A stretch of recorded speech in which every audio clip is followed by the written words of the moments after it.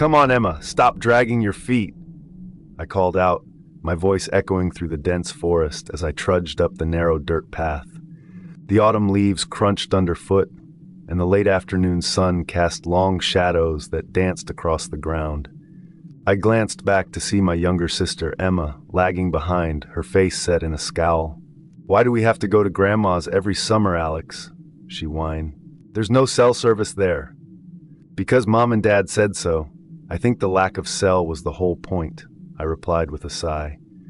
"I mean, how many more times will we be able to see Grandma?" Emma rolled her eyes but picked up her pace, matching my stride. I knew she didn't mean half of what she said. Deep down, we both loved visiting Grandma. We just had a hard time admitting it. As we rounded the final bend, the cabin came into view, nestled among the towering pine trees. Smoke curled lazily from the chimney, and the wooden porch looked inviting with its creaky old rocking chair and flower pots bursting with fall blooms. It was something straight out of those catalogs that sold knickknacks and tchotchkes, but all made in China. Except Grandma was the real deal. "Grandma!" I called out as we approached the front door. A petite, white-haired grandma stood in the doorway, her twinkling eyes radiating warmth and wisdom. We hugged her tightly, the familiar scent of lavender and old books wrapping around us like a comforting blanket. As we stepped inside, the familiarity of visiting her in the past washed over us. We were happy to be here. Dinner at Grandma's is exactly why we came. It's the sort of thing you don't get anywhere else. Grease-laden fried dough, slabs of fried pig fat, and a thick syrup of sorghum that stuck to our teeth and coated our throats. As Grandma was cleaning up after supper, she refused to let us help. She told us to take a walk. "Let's go check out the stream," Emma suggested, her earlier grumpiness forgotten. "I want to see if there are any fish." "Sure," I agreed, leading the way. As we walked, we heard a rustling sound from the direction of Grandma's neighbor Wayne's property. Wayne was an odd fellow, always keeping to himself, but Grandma insisted he was harmless. "Do you think Wayne's out there?" Emma asked, a hint of nervousness in her voice. "Probably," I said, though I wasn't entirely sure. "Haven't seen that guy in 20 years. I think he was trying to make moonshine at one time." As we approached the stream, we saw Wayne standing near the edge of his property, looking intently into the forest. His weathered face was etched with concern, and he held a shotgun loosely in his hands. "Hey, Wayne!" I called out, trying to sound friendly. Haven't seen him in decades, but he should still recognize us, or so we thought.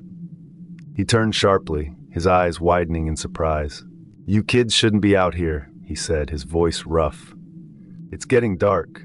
Best get back to your grandma's." Before we could respond, he turned and hurried back toward his cabin, disappearing into the trees. Emma and I exchanged a worried glance, but decided to heed his advice. We headed back to Grandma's, the sense of unease growing with each step. Right as we got back to Grandma's place, we heard a distant scream. It was a guttural, terrified sound that spiked our adrenaline, fight or flight stuff. Grandma's face went pale, and she immediately got up, grabbing her double-barreled shotgun from above the fireplace. "Stay here," she commanded, opening a box of buckshot shells, her voice steely, "and keep quiet." Emma and I nodded, too scared to argue. Grandma moved to the window, peeking through the curtains. We heard more screams, followed by a series of loud bangs. My heart raced as I tried to make sense of what was happening. Suddenly, about 50 feet front, we could see Wayne coming to our property, his face covered in blood. "They're coming," he gasped, barely audible, collapsing to the ground. "They got me." Before he could say more, it was hard to make out what the hell we were seeing, but it looked like these dirt-covered creatures, in shredded clothes, burlap, whatever, dragging Wayne into the woods screaming. If this was nightmare fuel, our tank was full. Grandma didn't hesitate. She aimed her shotgun and fired, the deafening blast echoing through the cabin. I quickly glanced. It was getting harder to make out what was going on out there as the sun set about half an hour ago, but I think she hit one of them. It was only a minor injury, as I saw other of these, Bigfoot, grab their wounded and drag off as well. "We need to barricade the house," Grandma shouted. "More of them will be coming." Emma and I sprang into action, pushing furniture against the doors and windows.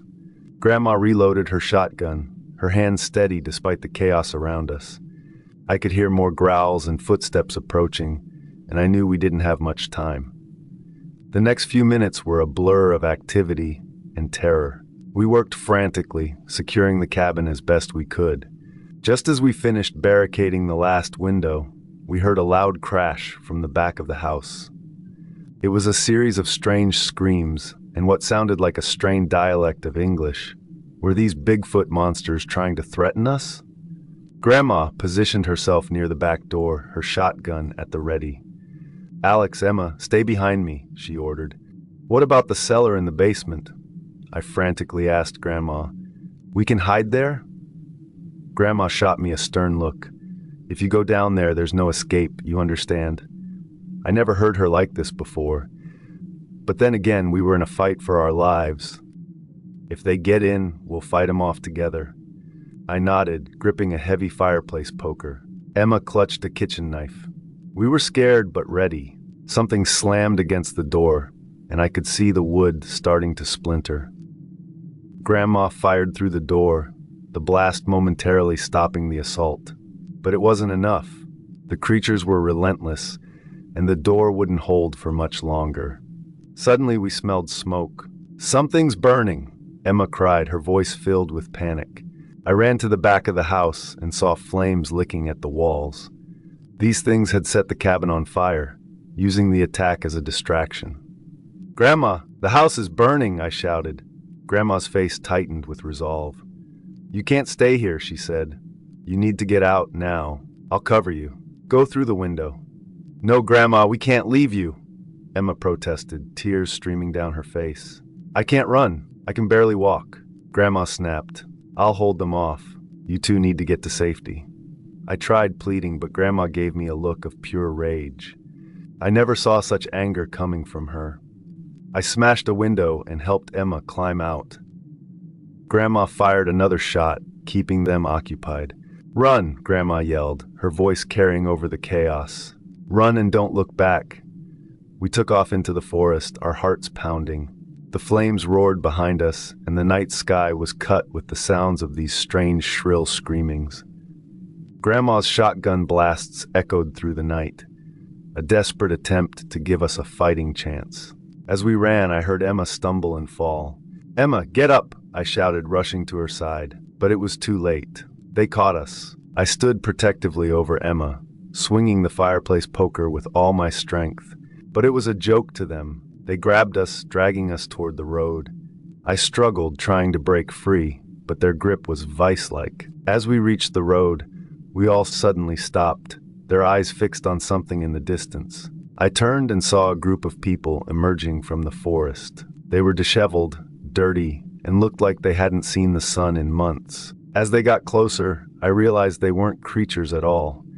They were humans, dressed in animal skins and covered in mud.